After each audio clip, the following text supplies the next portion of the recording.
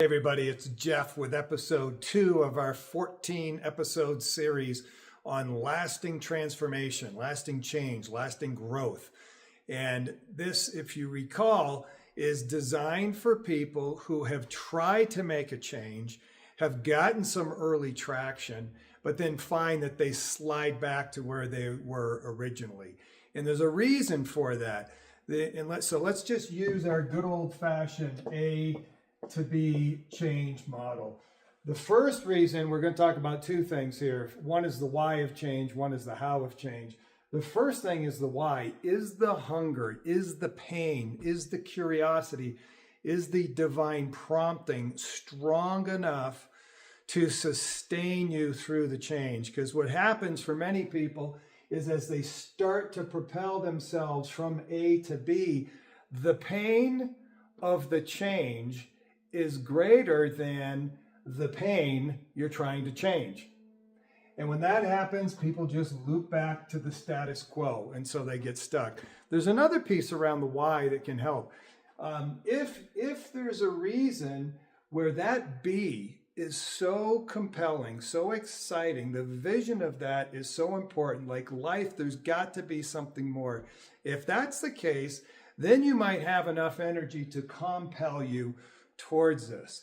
And so you've got to have a significant amount of dissatisfaction to endure the journey of significant change.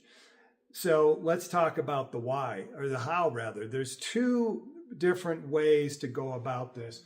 One is a path that will lead you to frustration, and the other is a path that will lead to lasting transformation.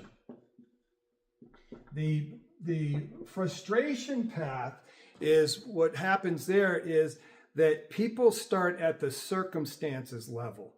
And if you think about it, people don't change jobs. People don't dig into their faith more deeply. People don't, move to different states or countries. People don't buy new homes just for the sake of changing their circumstances. They do it so that they will experience something that they imagine will happen when the change takes place.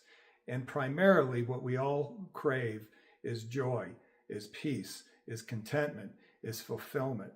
And what happens to these folks is that they rearrange the decks on the Titanic, but they haven't taken this pathway, which is a deeper path of developing your mind and your heart towards resilience, so that the things that you're changing, even if they don't change to the level you hope for, you can still rise above those circumstances and endure. It's like Paul said, I've learned to be content, whether I'm abounding or abased. And if you go just towards circumstances and not the hard work of the heart, you're going to have a short-lived change. So that's it for this week. Be loved, go love.